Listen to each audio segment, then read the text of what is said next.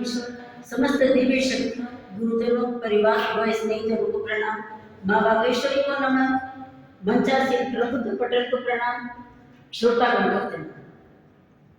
साथियों, मुझे एक्चुअली सुंदर सुंदर दृश्यों वाले जो स्थान है, ब्यूटीफुल साइट सीन्स वाले, वहाँ घूमने फिरने का थोड़ा ज़्यादा शौक।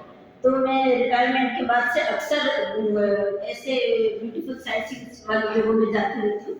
तो मेरी ट्रेन की और फ्लाइट की जर्नी होती रहती है। तो जर्नी में भी और डेस्टिनेशन में भी अलग अलग प्रकार के अलग अलग नेचर के लोग हमें रास्ते में मिलते हैं।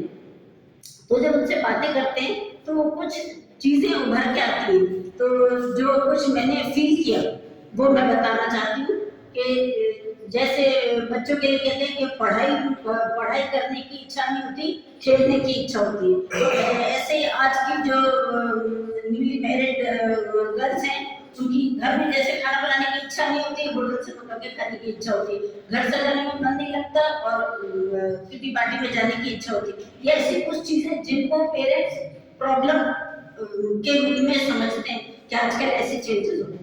तो मैंने विचार किया कि आजकल ये जो इतने परिवर्तन हो रहे हैं, तो ये परिवर्तन क्यों हो रहे हैं?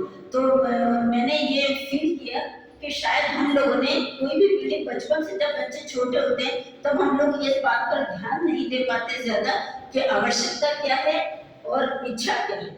तो हम बहुत मतलब आसानी से आवश्यकताओं की उपेक्षा करके इच्छाओं की पूर्ति में लग जाते हैं।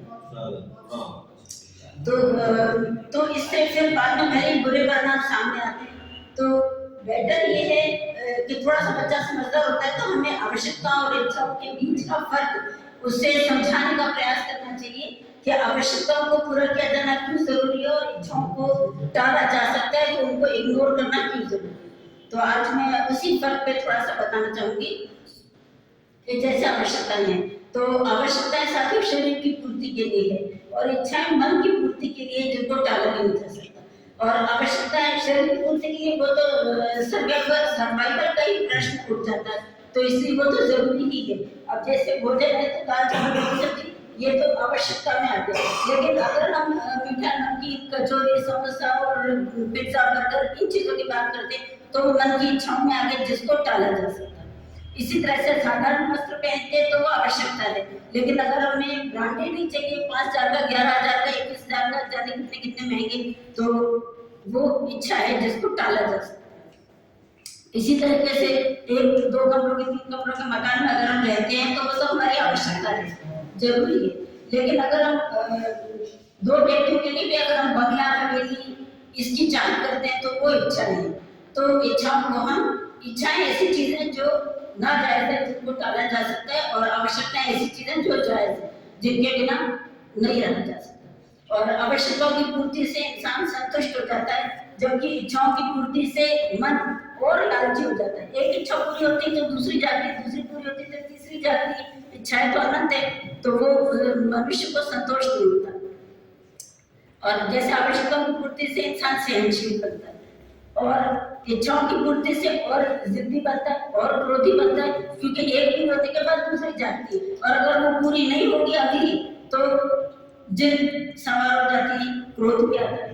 और आवश्यकता जैसे शरीर के लिए जो हमारा मौत तक साथ देता है, लेकिन इच्छाएं मन की पूर्ति के लिए है जो कभी भी धोखा दे जाता है। अच्छा, फिर हम कुछ भी काम करना चाहते हैं, सपोज पूजा पाठ भी करना चाहते हैं, आधे घंटे के लिए भगवान के सामने बैठना चाहते हैं, तो शरीर तो टिकने को तैयार हो जाता है, लेकिन मन टिकने को तैयार नहीं होता और उतने आधे घंटे में भी वो 50 जगह भटक के वापस आता है। तो शरीर की आवश्यकताएं सीमित है और मन की इच्छाएं असीमित है।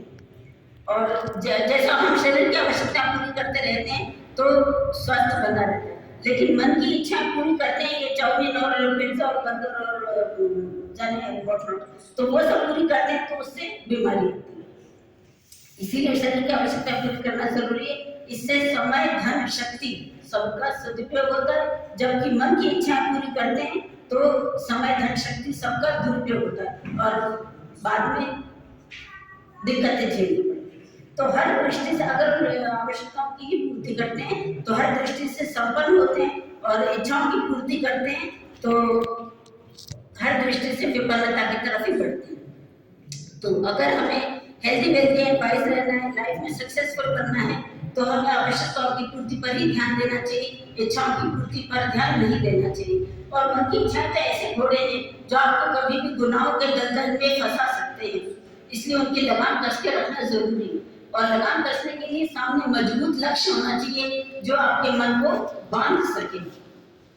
और लक्ष्य चुनने के लिए ये याद रखना चाहिए कि व्यक्तियों से प्रेम करना है, वस्तुओं का उपयोग करना है। जबकि हम लोग आजकल उल्टा करते हैं, वस्तुओं से प्रेम करते हैं, वो करते हैं, और व्यक्तियों का उपयोग करते हैं। तो ये चीज बहुत गलत है। तो इसीलिए हमें सफलता पाने के लिए छोटे छोटे गोल्स बनाने चाहिए, आवश्यकताओं की पूर्ति की तरफ ध्यान देना चाहिए, छोटे छोटे गोल्स बनाने चाहिए और उनकी पूर्ति में लगन के साथ जुट जाना चाहिए। और अगर लगन के साथ व्यक्ति किसी भी लक्ष्य की तरफ बढ़ता है और उसमें लगन के साथ जुट जाता है, तो पूरी कायनात, पूरी प्रकृति भी हमें उस लक्ष्य को पाने में हमारी मदद करती है। एक फिल्मी डायलॉग है, कुछ ऐसी शिद्दत से चाहा है मैंने तुम्हें कि हर जगह ने तुमसे मिलाने की साजिश की है। तो ये सिर्फ फिल्मी बात नहीं है, ये एक सत्य है कि अगर हम लगन से कोई काम करते हैं तो हमारी मदद करती है। और ऐसी कोशिश इसलिए भी करनी चाहिए क्योंकि बीता हुआ कल तो आपके दिमाग में, यादों में, लेकिन आने वाला कल तो आपके हाथ में। इस कल को तो हम आवश्यकताओं पर ध्यान देकर इतना खूबसूरत बना सकते हैं कि बीते हुए कल की यादें धुंधली पड़कर मिट जाए। तो सुखी जीवन का यही मूल मंत्र है। धन्यवाद।